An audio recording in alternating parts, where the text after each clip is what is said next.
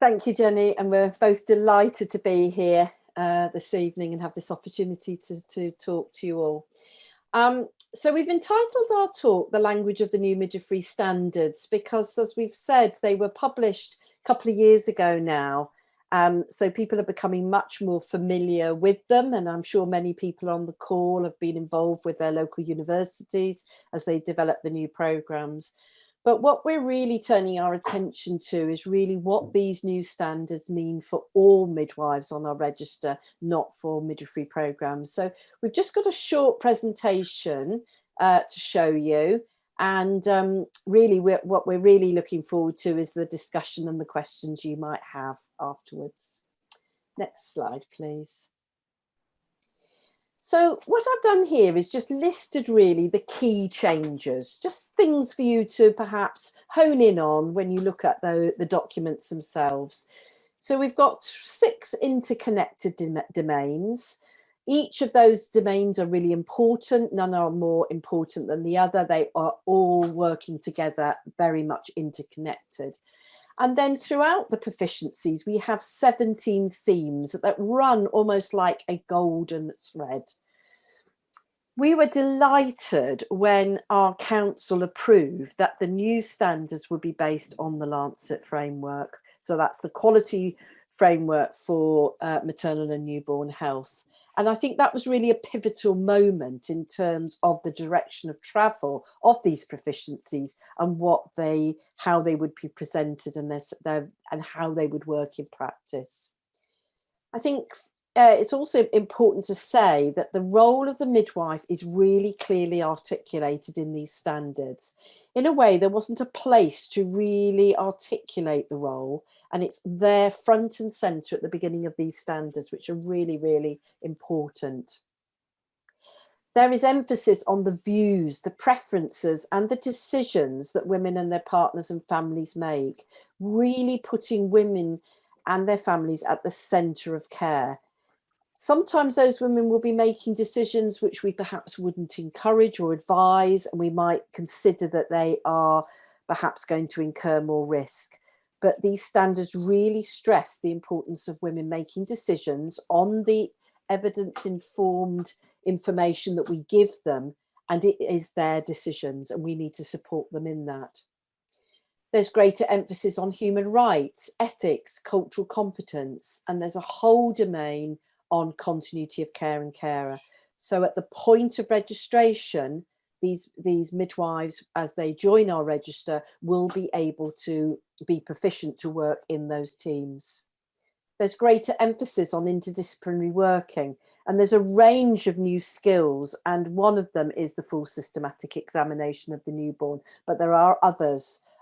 So that's also important, that some of those skills, which may have been more traditionally developed following initial registration, are now actually embedded in the undergraduate programme. And because we know that many of our referrals are to do with medicines management and administration, it was really important to ensure that midwives joining our register had improved knowledge and enhancement in medicines. Next slide, please.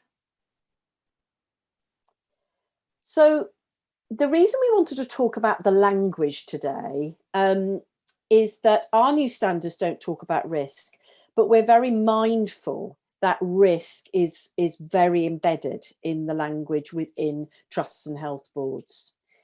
Because these standards are based on the framework for quality maternal and newborn health, it is important to consider what this actually means for the role of the midwife, because what this is saying is that all women and all newborn infants need the care of a midwife.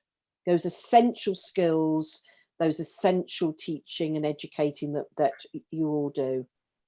But there are also some women, because of their circumstances, their particular needs when they enter the maternity journey, or they might develop complications throughout that journey. Some will need additional care, and some will need the input from a range of other healthcare professionals and social care professionals. And it's important to think about the role of the midwife with those women and newborn infants as you coordinate that care, working closely with our colleagues.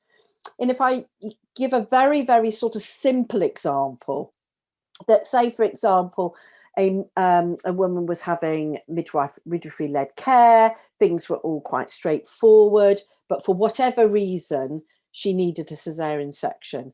And then the caesarean section would be perhaps initial emergency will have subsided and all was well with her and the baby. And if it was her choice, she would then continue with midwifery care to have early skin to skin and early breastfeeding. And that's a sort of a simple example to try and explain that often when women sort of ended up needing more additional care with the input and others, they often missed out on those essential midwifery input. And this is really demonstrating the importance that alongside the additional care that they need from others, the midwife still delivers the midwifery care.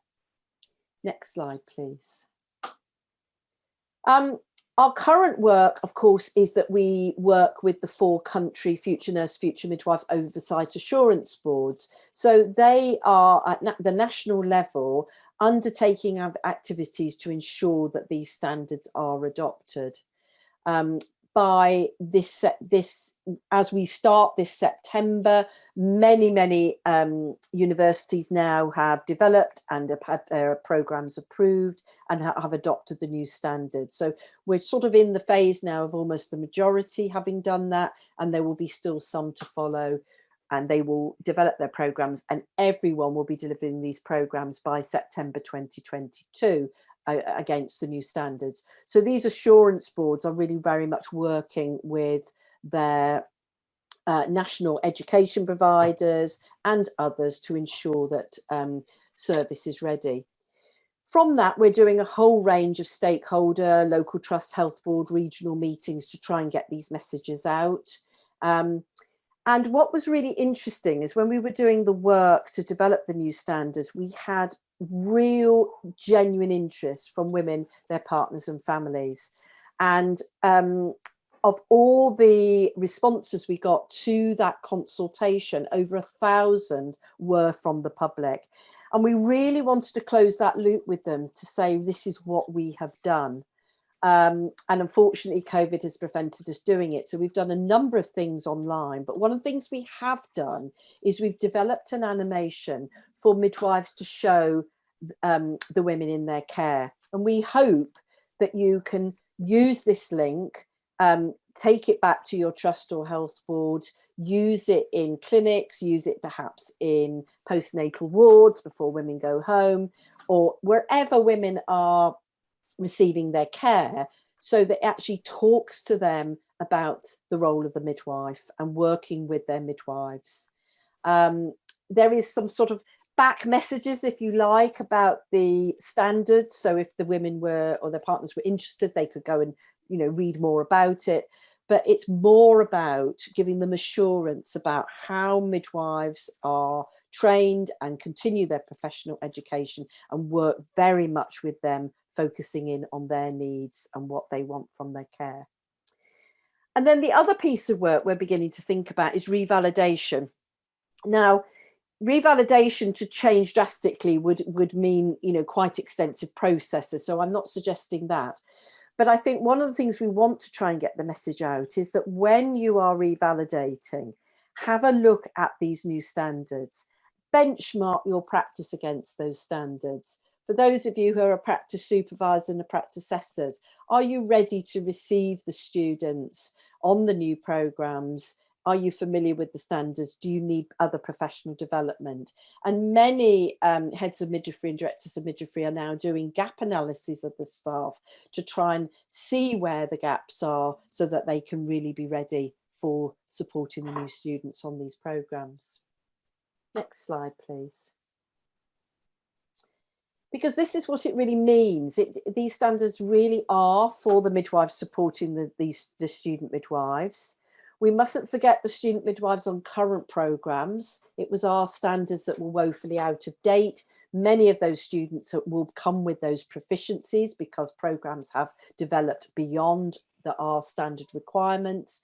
But there inevitably will be some sort of phase where perhaps some of the students, as they join the register the first time, enter into preceptorship programs, will need some sort of additional support so that they will be sort of at the same level as the students will come out on these programs.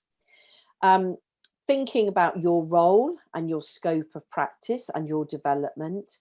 And of course, what we mustn't forget is that now student midwives can be supervised by other healthcare professionals. And are they ready? Do they understand what their requirements are? And Professor Mary Renfrew, who we were so privileged to have to work on this work, she talked about these being transformative standards. And people have said, well, what does that mean? Well, it actually means that this could develop maternity services and enhance, and they can be used to do that. Next slide, please. So we have a question. How do we know that every midwife has adopted the new standards of proficiency in their scope of practice? And what I've got, and I'm hoping the slides will be shared, is just some questions that you, on the next slide, that you might just like to ask yourself. I won't go through them because I've already covered it, but it's talking about what opportunities are there for student midwives, which obviously the educators will be working on, and the practice educators as well. But thinking about yourself as well, so that when students come into practice, they are actually seeing these new approach to standards and this language in practice. I think that's probably my last slide. I think the next one is, thank you, yes.